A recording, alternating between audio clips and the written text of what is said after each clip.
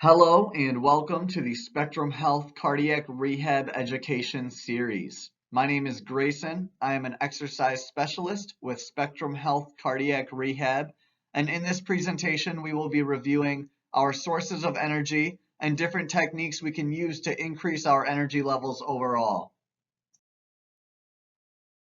Throughout the following slides, we will discuss our four main sources of energy, things we can do to increase our energy levels, and how we can use our energy to live a healthier lifestyle. On this slide, we have our four main sources of energy listed below. Our physical energy is going to relate to our strength and endurance. And you can think about this as how much energy you have to move or to exercise or to even be involved in any sort of physical activity. Our mental energy is going to relate to our way of thinking, how we think about or appraise different events or situations. Our emotional energy is going to relate to our feelings and emotions, and this is often a result of our mental energy, of how we think about something. It typically results in how we feel about something. And then we have our spiritual energy, which is going to relate to purpose and values. And research has shown that having a purpose or having values can lead to overall better health and help improve performance in your life, whether it be work, family, or even exercise. I would like you to take a minute, pause the video if you need to, and just think about, for our four main sources of energy, where are your energy levels right now?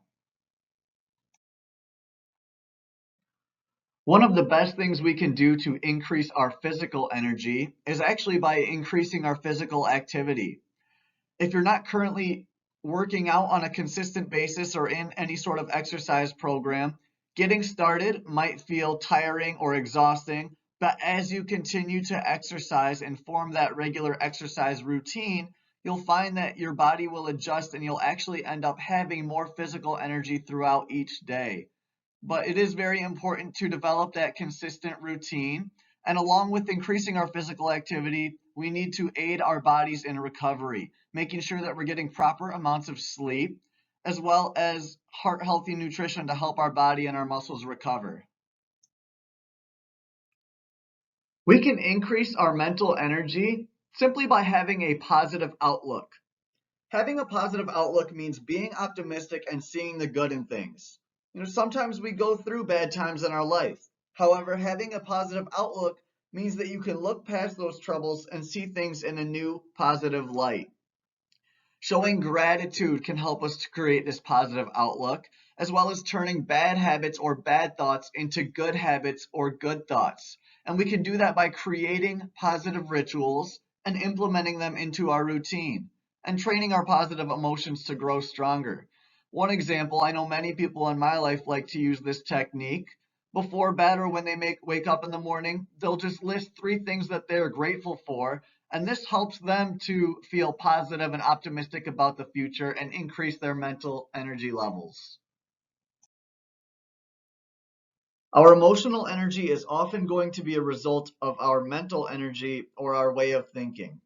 Negative thoughts about a situation or event will often translate to negative emotions, as positive thoughts will lead to positive emotions. To increase our emotional energy levels, we need to adjust our way of thinking. For example, following a heart surgery, you may be feeling frustrated that you cannot do the same activities that you once were doing. When we change our way of thinking to a more optimistic approach, we might be, instead of feeling frustrated that we can't do those activities, maybe we're grateful that we had a surgery without complications. And we can turn this into a learning experience, and we can be patient with our recovery process and optimistic for what's to come now that we've learned from this experience. Lastly, we have our spiritual energy, which is going to relate to our purpose and our values.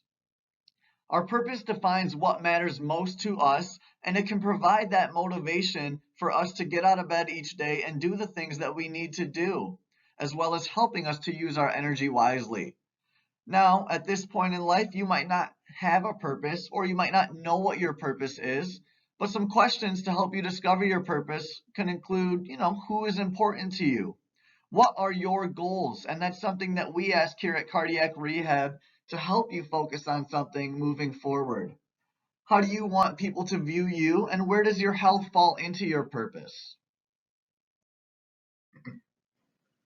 Now it's time to take action and create our story moving forward.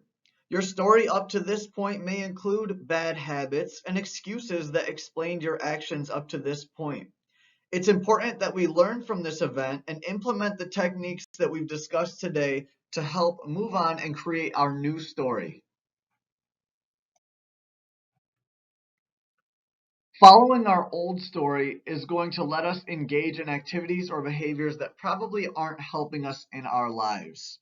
Now, it could be based on faulty assumptions, but I want you to think, how would you like to reshape your old story up to this point so you can start working towards a new one moving forward? Making healthy changes to create our new story is going to help us to engage in activities and behaviors that help us in our lives. Humans are creatures of habit. And if you look in our little diagram down here, we have about 95% habit and 5% discipline. Getting started with an exercise program can be very hard, and it requires that 5% of discipline. But once you get started and you start exercising on a regular, consistent basis, you'll find that it's almost routine. It's a habit of yours, and it's a healthy habit. And creating these positive rituals is going to help support our new story and keep us motivated to live life moving forward. Now, thinking back to our activity that we did at the start of the presentation on our fourth slide, where we measured out our different energy levels, I want you to think about what heart healthy habits or rituals will help support your new story or purpose. What techniques can you implement to help increase those energy levels where you're lacking? Some examples of techniques that might help you could be buying more fruit and vegetables at the store. Just having it in the kitchen is going to make you more prone to eating those healthier foods. Setting your workout clothes out the night before. Going for a walk when you feel stressed instead of maybe having that bowl of ice cream. Or doing 10 push ups instead of having that cigarette. Again, it's about trying to find ways that we can substitute bad habits for good habits, or even just increasing the amount of good habits we do on a day to day basis. While recovering from a heart surgery or event, or even just with creating your new story, it's very likely that you're going to deal with setbacks. Every successful person has dealt with setbacks. It's part of life and it's part of learning.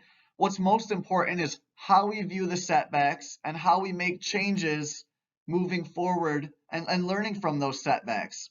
One of my favorite sayings is a setback is just setting you up for an even bigger comeback.